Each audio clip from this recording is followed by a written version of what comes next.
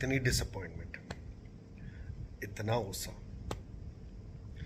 मुझे समझ नहीं आ रही थी कि कौन ऐसा मुझे मिले बंदा जिसको मैं पकड़ के ना अपना गुस्सा बाहर निकाल लूँ। अच्छा हुआ कि मुझे को मिला नहीं, तो वो आहिस्ता आहिस्ता होकर डिज़ोल्व हो गया। और फिर मैंने सोचा चलो कहीं तो मुझे ये जाके जो है अपना गम शेयर करना है। तो फिर मेरे जहन में आ गया यार इससे अच्छी जगह तो कोई नहीं हो सकती, तो आ गया मैं इधर।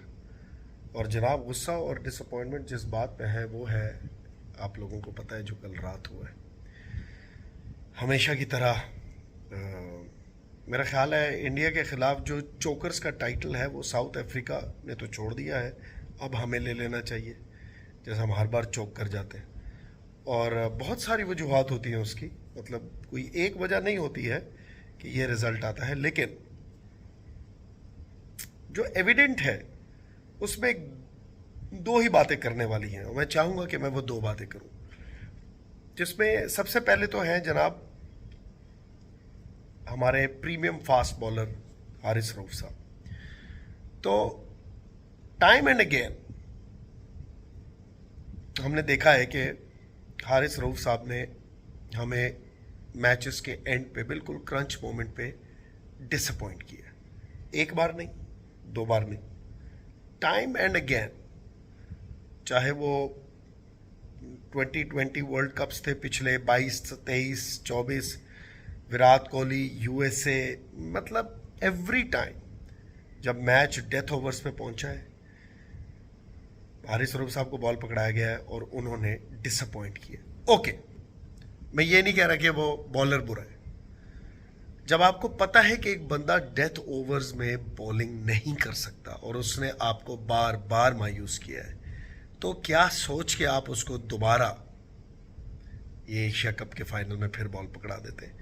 ख़ास तौर पे जब सेकंड लास्ट ओवर में भाई ने बता दिया है कि भाई नहीं संभाला जाएगा उससे, फिर भी मतलब मैं वो थॉट प्रोसेस जानना चाहता हूँ। उस वक्त मैं वो कैप्टन था या जो भी था या कोच था जिसने भी ये डिसाइड किया कि यार ये लास्ट ओवर हारिस रऊफ को करें, I just want to get into that thought process कि यार क्या था। यार आप अपनी गलतियों से सीखते हैं भाई, हम क्यों नहीं सीखते। मतलब खैर बहुत सारी वजूहत है, कोई एक वजह नहीं होती, लेकिन एक बहुत एविडेंट वजह ये होती है कि एक एक चीज़ बार बार हो रही है और टाइम एंड अगेन हो रही है, तो यार वो तो कम से कम बंदा। अब आप देख लें अब ये कितने ज़्यादा हो गए हैं, ये भी शामिल हो गया अब जनाब की उस फहरिस्त में जिसमें वो उनके कारनामे याद किए जाएंगे कि एशिया कप भी भाई ने गड़वा दिया। तो इसके बाद भी मैं इंतज़ार करूंगा कि कोई ऐसा टूर्नामेंट आए जिसमें बात डेथ ओवर तक जाए और फिर अगर कोई इसको दे फाइनल ओवर। यार खैर ये तो एक बात थी जो बट अगेन सारा ब्लेम नहीं जाता एक बॉलर को, बहुत सारी छोटी मोटी मिस्टेक्स थी, जैसे हमारा एक अजीम शान कोलैप्स हुआ। खैर बॉलर्स ने शुरू में पकड़ा, बड़ी अच्छी बात है, मैच बना दिया और फिर मैच गंवा दिया। तो एनीवेज वील मूव ऑन। लेकिन जो इस पूरे सिनेरियो में जो सबसे ख़तरनाक बात, इस विन या लूज से ज़्यादा जो एक ख़तरनाक बात थी वो थी the death of sportsman spirit. यार ये जो हाथ ना मिलाना, बात ना करना और पोस्ट मैच कॉन्फ्रेंसेस को पॉलिटिसाइज कर देना, यार they used to say cricket is a gentleman's game. Let me tell you, the gentleman has died, cricket is no more a gentleman's game. अब ये जो है ना गुल्ली डंडा बन गया है पूरा गली मोहल्ले वाला, ये बिल्कुल अब जो है ना बात जो है ये बेसिकली अब ये भी पॉलिटिक्स हो गया। अब ये वाहिद गेम थी जिसमें ग्राउंड में आने के बाद ये सब जेंटलमैन ही रहते थे और they with their actions and the way they would carry themselves, it was a gentleman's game but it's no more a gentleman's game. So beware, ये जो एक स्टेटमेंट है इसको जहनों में बिठा के वो ना किया जाए। अब ये फुल जो है ना वो नूरा कुश्ती बन गई है और ईगोज़ और पॉलिटिक्स और हर चीज़ अब आ गई है। तो लिहाजा अब माइट इज़ राइट। अब जिसका ज़्यादा तप्पड़ है, जिसमें ज़्यादा अकड़ है, जिसमें ज़्यादा भरम है, अब ये सारा वो दिखाएगा। इन्होंने प्रेसिडेंट सेट कर दी है, इसके बाद ये चीज़ें अब आगे और बढ़ेंगी। इसका अब तक कोई नोटिस नहीं लिया गया, ना इस पे कोई फाइन्स हुए हैं, ना इस पे कोई किसी ने रेप्रिमेंड किया इनको कि आप लोगों ने ये क्यों किया है। I mean who are you to take this decision that you will break a tradition जो कि पिछले 100 सालों से चली आ रही है। Who are you to break that tradition? कौन आपसे सवाल करेगा? कोई नहीं कर रहा, क्योंकि ऑब्वियसली जिन्होंने सवाल करना है वो भी यही है, तो वो अपने आप से क्या सवाल करेंगे। तो कहने का ये मतलब है कि gentleman is out of the game now. अब ये सिर्फ गेम रह गया, और गेम में फिर जो है ना सब चलता है। तो ये बहुत अफसोसनाक था। I think the worst which I will take out from this Asia Cup is the behavior of the players because of some political agenda के किस तरह उन्होंने ऑन फील्ड बिहेव करना है। यार इससे पहले भी जंगें हुई हैं, इससे पहले भी बड़े मसले हुए हैं, लेकिन जब टीमें उतरती थी मैदान में, खेलते थे, और मैच के बीच में भी गालम गलोच होती थी, वो भी एक टैक्टिक होता है जिस उससे कोई प्रॉब्लम नहीं है। लेकिन जब ख़त्म हो जाता था तो फिर गले मिलते थे, हाथ मिलाते थे, गेम को गेम रहने देते थे।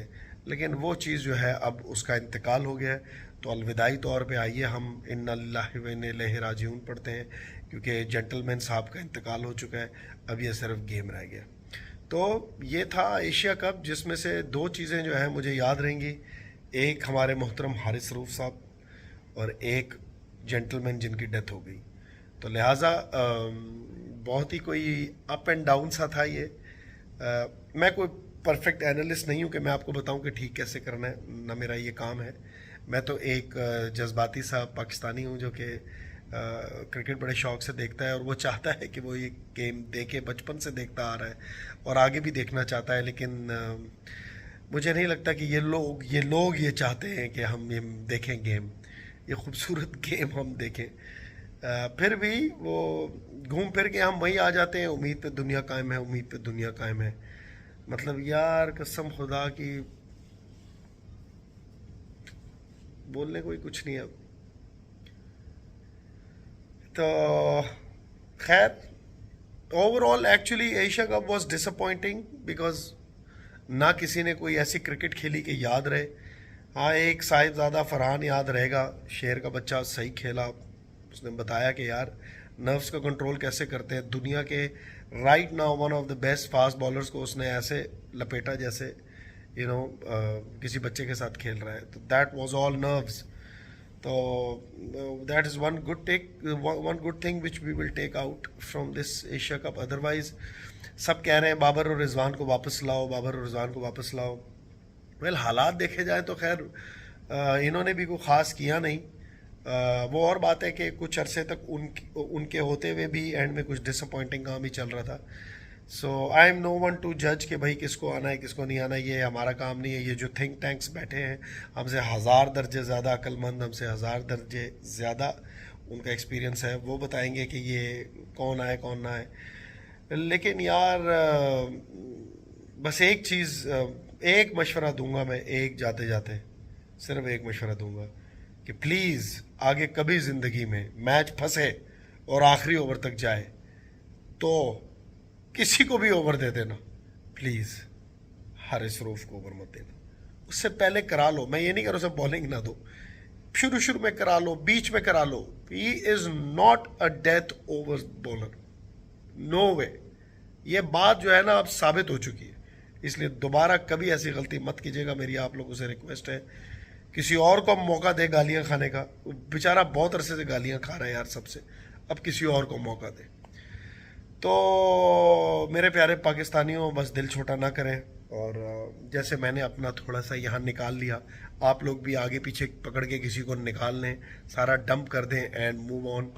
और अगले टूर्नामेंट में कहीं मिलेंगे फिर, या तो खुशी के साथ या गम के साथ।